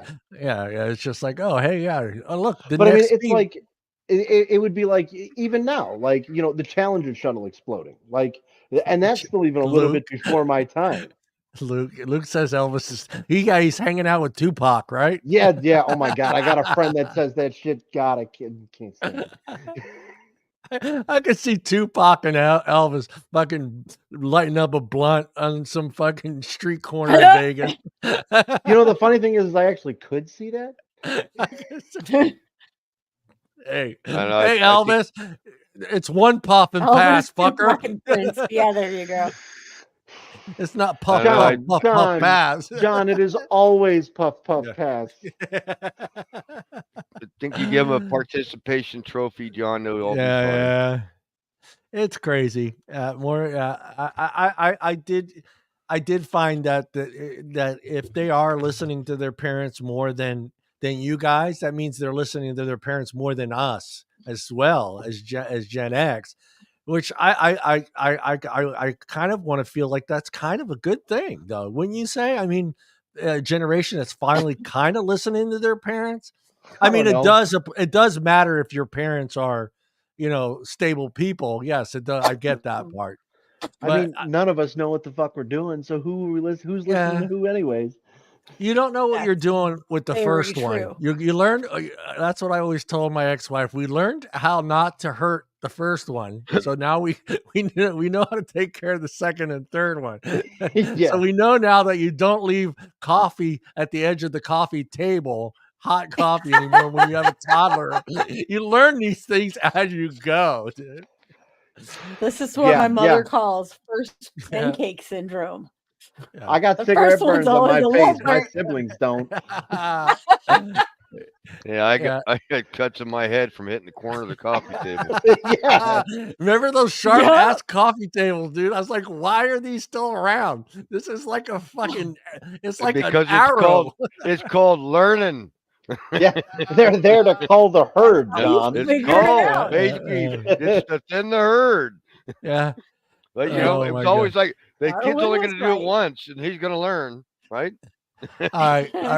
For fun, we'll do this. We'll start with Deana. Deana, some words of wisdom for Gen Z from a millennial. It can't be.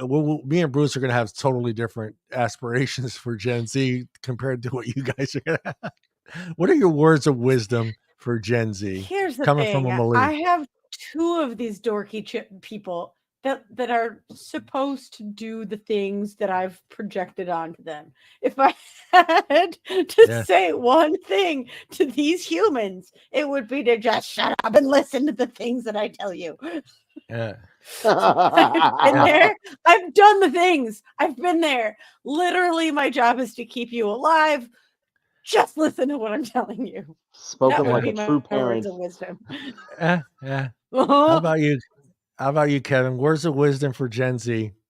You can't live your life being afraid of everything. Yeah. You have to sometimes just go out and experience things and fail and learn how to succeed despite your failures. Luke, no, our Gen Z cannot handle long darts. That's fucking not happening, dude. That's how you weed the herd. In the herd.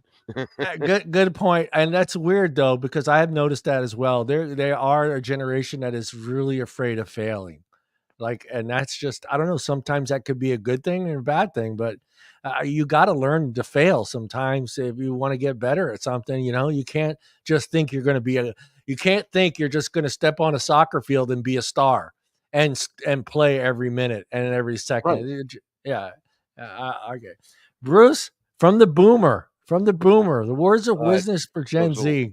Okay. Life is not a participation trophy. You're either going to win or you're going to lose. Pick a side.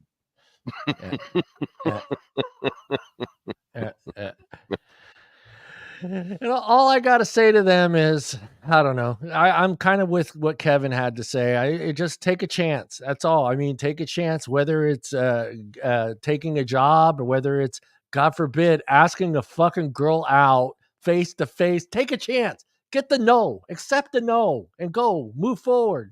Go, okay, that's good. Maybe I'll try the next girl. But yeah, just learn to accept failure and learn to use that failure to do better and keep listening to your parents, especially if your parents are smart people. Listen to your parents, damn it. Because just like Deana said, your mother. Their a parent's job, single job is to keep you fucking alive. That's it. To get you to 18, to kick you out of the house. That's every parent's dream, dude. Is to get you to 18 and say, get the fuck out. And get you out. I'll get out for 27, but there's hope there for me, right? Yeah. Mama needs to get her groove back. You need to move the fuck out so I can walk around in my house naked. Right? So get the fuck out. I started young for a reason. Oh my God. That's it for Gen Z. Deana, you know what time it is. It's for your new thingy. Is it my time for that time? Is it my time? Yes, Deana, this is your time. This is your time, Deana. Are you going marry, fuck, kill, or would you rather? No, I'm going would you rather, and I have to find it because I had it highlighted, but I switched screens and now I lost it. Are you smoking something? You know what? Is that even a question? You damn have you met me? Hello. You damn millennials and your marijuana. I live on the border. It's legal. Your way down alcoholism is way better. Yeah. The Gen Xer and the like boomer down without the hangover. Yeah. The Gen Xer and the boomer down at the bottom are going, yeah, just keep the whiskey coming. We're fine. Yeah. Well, I don't need a liver's liver. Like, please save me. Yeah, I don't need a liver. Fuck, what do you need a liver for anyway? I found it. All right, this one's pretty profound, so prepare yourselves. Deana, you got to get something better than Wisconsin internet. I'm sitting next to the goddamn router. I don't know how to make it any better than that. I just upgraded to a terabyte. Fuck you, Spectrum. Hey, are you plugged directly into the router? Hell no. That's why I told you get an Ethernet this thing cable. Moves around. You can get a 25. You can get a 25-foot Ethernet cable on Amazon for literally $8. Deana, I'll make you a 25-foot Ethernet cable. Yeah, Kevin will make you one. I have a better idea. Someone buy a mug on my freaking store. All right. So she can get better internet, folks. Jesus. Yeah, I'm waiting for the mug. That's all it takes. Just one. I'm going to buy a mug off you this week, but I'm waiting for the mug that says, "Let me be your next mistake." I want that mug done. I will make that mug just for you. Yeah, I'm going to put it in the BS show section that I have too. Yeah. I want to be your next mistake, or I want to be the guy you talk to your therapist about. Deana's going to do custom mugs? Oh, yeah. You didn't like my "Hey baby, make me a sandwich"? Yeah. I love you forever, and on the bottom of it says, "If you make me a sandwich." Deana, I love you forever so much with money. pastrami on rye. All right, hit us with those. Would you rather? Would you rather be a religious leader or a cult leader? Ooh. Religious leader or cult leader? I'm gonna go cult, and because I'm dirty and I'm a dirty fucker. Because the cult guy gets to sleep with the religious, unless you're a minister. I guess they're the only ones, right? Ministers. I mean, everybody in religion sleeping with somebody, John. Yeah, that's true. That's true. That's true. I'll be the good guy. I want to be the cult leader that won't give you the Kool-Aid, won't make you drink the Kool-Aid. How about you, Brucey? Religious leader or cult leader? I think cult, because you just can make up your own shit. Yeah. No book. You don't have to follow the Bible. Yeah. And if people disagree with you, you just feed them drugs. Yeah. You just make up your own rules as a cult. Religion, you got some guidelines supposedly. Yeah. But, you could make your own religion, Bruce. Yeah, that's true. That's true. But then you're a cult. Then you're a cult. Yeah. Someone forgot to bring the keg. Oh, that's a Scientology. I consider that a cult. Yeah, Bruce is like, everyone's got to wear Nikes. Everybody's got to wear Nikes. No, I'm not Applegate. I'm not Applegate. For the women, it's clothing not optional. No clothing, not optional. How about you, Kevin? Oh my God, religious leader, of course. Cult sounds fun, but again, oh my God, are you kidding? Cult sounds fun, but religion, you get to do all the same stuff, and you don't get killed at the end. Yeah. And you can just collect massive amounts of funds without any tax consequences. I mean, how many of those mega church guys have they found with like mistresses and shit? Like, come on. Mistresses, jets, mansions, islands. Yeah. Mansions. I want to be Joel Osteen too. Yeah. All right. It's not. I get that. That's not an unfair point. Yeah. It's the next one, Deana. But I will make the point to what's the difference between a religion and a cult? Kevin pretty nailed it already. I mean, even Bruce said it. I mean, with the religion, you got a standard, you got a book you're going to have to kind of follow somewhat. I mean, you're going to be able to deviate from that Bible a little bit. I mean, you can use your own interpretation, but you're pretty much going to have to follow a book. Or a cult. I can tell you the major difference between a religion and a cult is that a religion focuses on like an exterior power, where almost always in a cult, the power resides in the cult leader. I am Jesus Christ on earth, baby. That's fair. They always have to make themselves like into an or they project it into an unreal being, which is not far-fetched from actual organized religion. But they still are like, but I'm the only one that can talk to them. So they still make themselves like the messianic figure. I am Jesus Christ on earth, and the Holy Ghost is in between my pants. That's right. So as a cult, you're praying to me because I'm your God. Right. The Holy Ghost is in my pants. And while you're there. And while you're there. Oh dear Lord. So I have to find a second one now. All right, I only prepped for one, but give me 1 second. That was it. One. I only prep for one. I don't know how chatty we're gonna be. Sometimes it gets out of hand. We're a chatty bunch. Out of hand. It's always out of hand. Hey, Bruce, Kevin, it's always you, Deana. It's always you. I even made a new thing to show on the screen because I thought, you know what, I need to change that. So what I did is I did this. Oh, it's me. One of my female co-hosts. Today there's only one. So there's only one today. Damn, John. Last week you were racist. This week you're sexist. I have a second one. Here we go. And I want to apologize to Becky. Becky was here, and I didn't get to use the snow globing one for Kevin. So next time, Becky. Sorry. Go ahead, Deana. Do we snow globe in St. Patty's Day? Is that a thing? Ain't even Christmas no more. 4-leaf globe.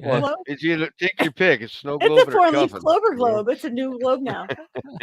Would you rather own a boat or own your own island? That's your next one. What? Well, you need a boat to get to the island. Not if you have a fucking helicopter. Yeah, that's true. That's true. I guess if you own an island, I guess you got a way to get to it. Yeah. island, because everyone that like myself that has been a boat owner, we learned what, Bruce? You're a boat owner, right? What are we taught when you buy a boat? The worst investment of your life. Bust out another 1,000. And the next happiest day of your life is when you sell that boat. Yeah. I think my dad felt the same way. Yeah, it's fun. Or it's another Those first couple definition. summers. A boat is a hole in the ocean you just keep dumping money into. You keep dumping money in Yeah. there.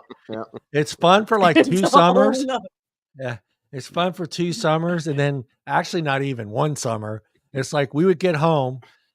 I was always off on Friday, so I would get home from work Friday morning, get up, get a couple hours sleep, get the boat hooked up, get all the stuff in the boat by myself. The pole, the skis, the fucking jackets, pack the lunches, everything myself into the boat.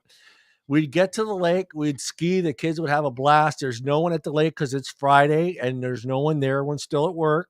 We drive back home. As soon as I pulled into the driveway, I would tell the kids, gone. I was like, hey guys, we got to unload the boat. They're gone. We got to hose off the life jackets. We got to hose off the ski.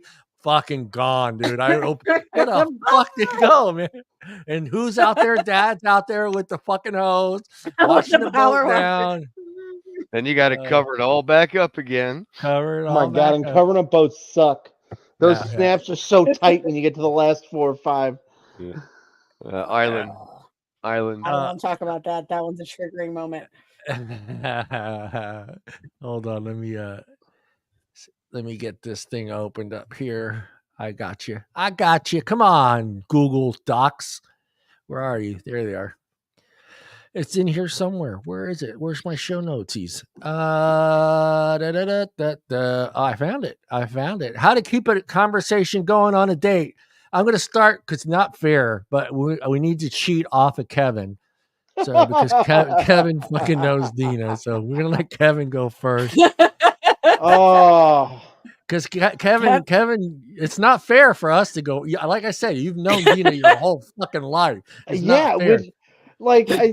How can I pretend like it's a first date when I've known Deana for so long? All right. Hold on. Close your eyes and pretend she's someone else. You should be used to that. And use the other hand. Yeah. You walk into the cafe. She's sitting at the table. What's Kevin's first words out of his mouth? How are you approaching that first date? Oh my God. Kevin goes, you look nothing like the picture. What's up? That picture looks old. I'm guessing this isn't going to last long, so how about a coffee and then I'll just go. Yeah. Should I leave now? Should I pay for your coffee and leave now? How about I just buy you a coffee and then I'll just go? You don't really want to talk to me anyway, right? So did you order already? Let me pay for that.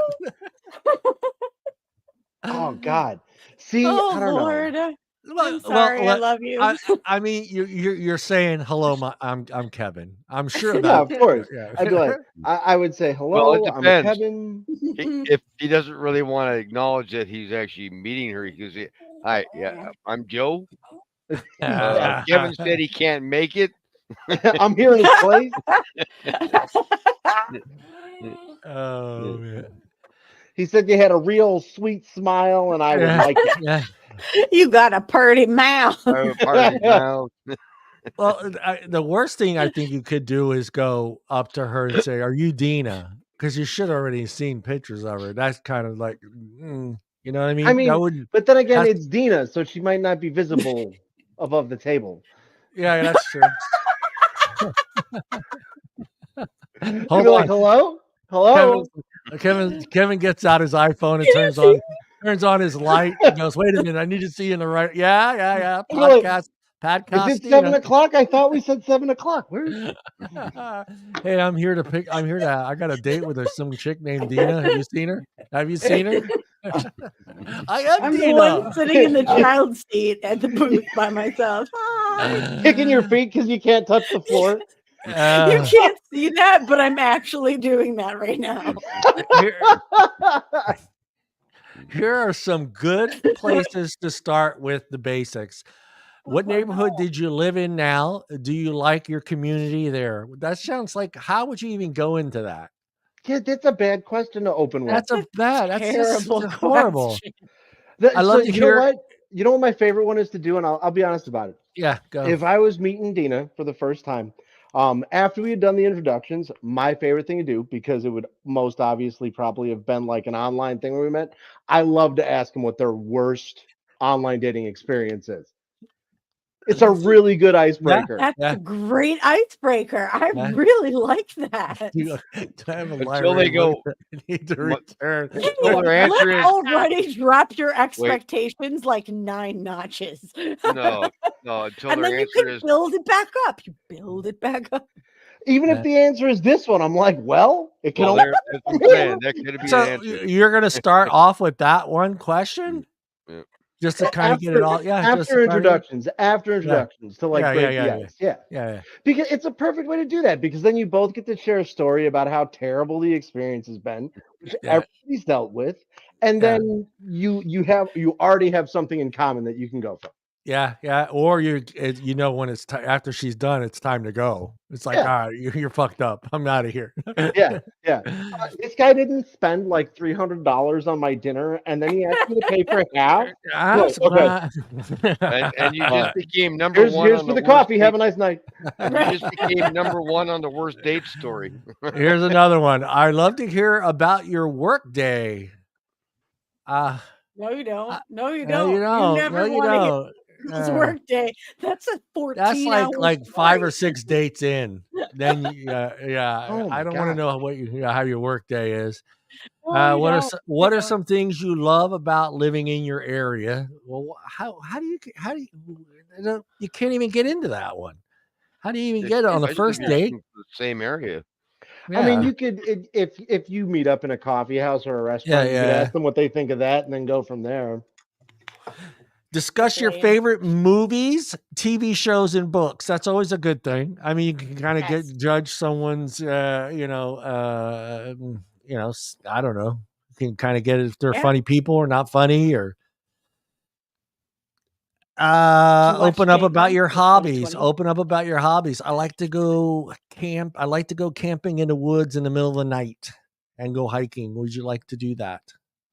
Yeah, that's a great first date. I like to go for long hikes on the beach at sunset too. I like to go hiking in the woods alone at night. Alone at night. and do this. I like to go out in the woods at night. Come on, I'll show you my collection of knives. Do you have hook hands? Nice. I think the hobby thing is good though. Get that out of the way, make sure. Brucey, I didn't forget about you. What are you talking to Deana about? What's the first date? Oh, the conversation or when she? Yeah, the conversations. How you meet up? How are you going to get the conversation started? What's that first question you're going to ask Deana? Oh, well. Oh, well, I'm thinking because it's like, I mean, I've had this, but most of them I've kind of chatted online, but I've come across to go, you know what? You look much better in that profile picture. Oh man, that's the easy move though. Yeah, that is a very easy move, but it's a good move.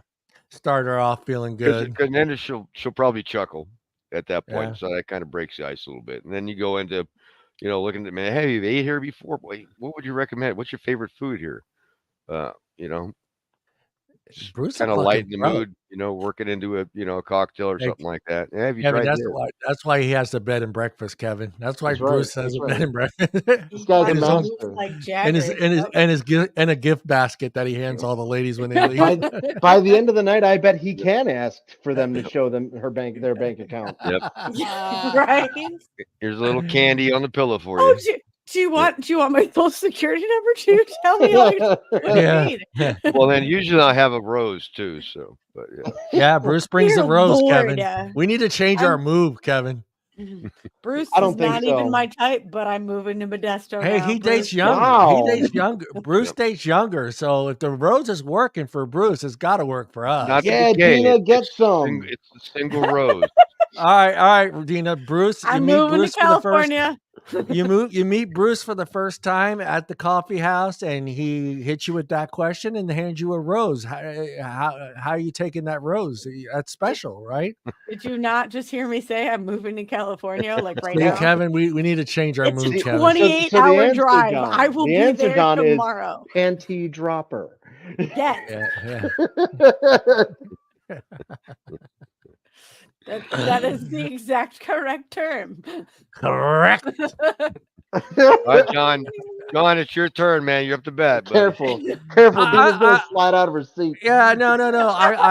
I'm really cool. First thing I point out, and like you do too, like you stated, I always say, oh, you look a lot different in your picture. Your hair. Do you say it like that? Oh, you look a lot no. Better, John. Well, I mean, filters hey, are man. thing, so. You look younger. No, I always point out like the obvious thing. Look, girls like being told that they're dressed nice. Girls like to be told that their hair is done nice. So I stick to the things that I feel that are important to her. She wants to feel comfortable. So for me, is I want to make her feel as comfortable as possible. Yeah, don't so start with the breast first, John. You know. Yeah, no, I know. I'm not. I would look at her legs first, Bruce. I'm legs. I go down up. So I would. Yeah. John's like wringing his hands. He's like, "You look real nice. You look good. Let me see your feet." I could lick those toes for hours, man. Oh God! I bet you taste real good. Dude, look at that. Hey, you got any feet pic on your profile I can check out? I'd be like this. This little piggy went to the market. This little piggy it went all the way in my mouth. Is the show over yet? Oh my God! I want her to feel comfortable, so I'm going to point out I like her hair. Blah blah blah. She looks nice. She's dressed nice. I would compliment her perfume if she's wearing perfume. I want to make sure that she knows that I did smell her. You know, I did smell. Well, that comes out. That came out wrong. But you know, are you Joe Biden now? Well, am I right? Biden now? Number one, you're going to feel. Tell me if I'm right or wrong. Number one, you're going to feel a lot more comfortable if I point out those things. That I like your hair. You smell very nice. That dress looks good on you. Blah blah Depending blah. on your tactics, yes. Yeah, you're going to feel more comfortable, and then I think I can open up with the creepy questions after I've gotten you comfortable. Then I can hit you with, "What do you like to do with your feet? Do you like to put the lotion on your skin?" Yeah, I might hit her with what is your how do you make a sandwich? You know, what is it? Go through the steps, make sure she knows what she's doing. Did you tell anybody else that you were coming on this date tonight? I like Luke. You smell good. Yeah, no, but yeah, I want to make her feel comfortable, and to do that, and I know gotta lean over and sniff test her, John. I'm not saying that's a bad thing, but women want to be complimented. You got to think too. She went through a lot for that first date. They're not us. We're 15, 20 minutes. We're ready to go. We showered. 2 hours for this. Yeah. So to me, I think it's really important to point out that she looks good, and to make her feel as comfortable as possible. And then once you get her comfortable, she can start to open up. So then you can kind of hit her with the other questions like, do you like to travel? Where have you been? Like Bruce said, I never eaten here. Is this a good, what would you recommend? Because nine out of 10 times nowadays, she's going to pick the place. You're not going to get a choice. So, it's going to probably more than likely be a place you haven't been to. So Bruce's question is a great one, but I think you need to make her feel comfortable first before I think you should get into questions like, how was your last relationship? Yeah. How was your last relationship? Did you have a good marriage? How many kids? Before getting into all of that, loosen them up, let them feel beautiful and comfortable. I think is important. Well, the biggest thing is you want to get both of you comfortable. Yeah. Right. So you start light, and then you work into more detail. But the base thing is to get comfortable that you both loosen up and both can kind of get your guard down and get comfortable chit chatting. That's the biggest goal. Yep. All right, Kevin. Now I'll save Kevin for last. He's always funny. Bruce, what did Bruce learn today about Gen Zs, millennials, and what else? Would you rather? We learned a lot about your would you rather, but and conversations on first dates. What did you learn today on the show, basically? Well, let's see. The Gen Zs, each generation is growing and starting to follow the other generations, but we are all young at once, so we're just hopeful that they are picking up from the generation before them and the generation before them, and will become responsible adults at some point in their lives. Yeah, we hope, we cross our fingers. Yeah, you're spot on. I think a lot of times, all of us forget, that we were 18 at one point in time. We were 15, 19, and we didn't have everything lined up for us, and we weren't thinking about what it was going to be like when we're 50s or 60s or 40s. That was the least of our concerns, and just letting them be them. And I think that's important. But there's a point in time when they get to a certain age where you hope they have learned something from you to become decent citizens and contribute to society and whatnot. So yeah, Deana, you can remember the boomers were all hippies. Yeah, you guys were all smoking fucking shit, listening to fucking Led Zeppelin, fucking. Yeah, but y'all had freaking jobs. I don't know how they actually functioned at those jobs, because there were some. I mean, they were either on low-end jobs. Hey, welcome to Good Burger. How can I take your order? Yeah, we're an ice cream parlor, man. We're section. There's the metal records in. they were all smoking pot, and their parents were all learning about cocaine for the very first time. For the first time, yeah. For the very first time. That generation had. Let's see, they had LSD, peyote. They had some shit a lot stronger than cocaine, man. And somehow they function back then. Yeah. So kind of like that. As far as what the other two things are, you're a good conversation. I polish up your dating skills. And yes, I'm a cult leader on an island. I'm a cult leader that owns an island. Does that sound familiar? Will Bruce hang himself in prison? Jared Leto is doing that. What's your right point? Now What's your point? Yeah, he is. I mean, 30 Seconds of Mars is, but it's really Jared Leto. It's really Jared Leto. He's doing a whole weird Jesus-y thing right now. Yeah. Deana, yes, that is a gun safe in the background, Luke. And Luke, I don't know what kind of chair that is. It's a cheap gaming chair. Deana, what did you learn today, Deana? I learned that my children might live with me till well in their 30s. That's what I've learned today.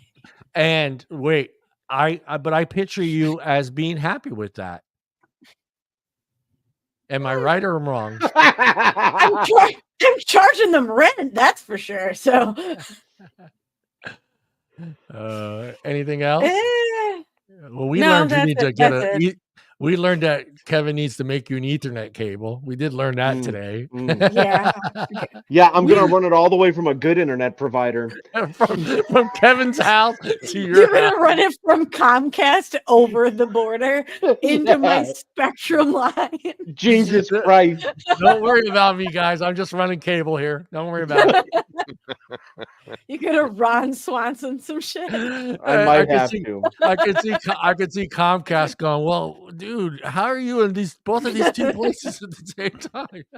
I am at the point in my life, Deana, now where I walk into a hardware store and somebody's like, "Can I help you?" And I look at them and go, "I know more than you." Yeah. I just gained so much more respect have that for you. look.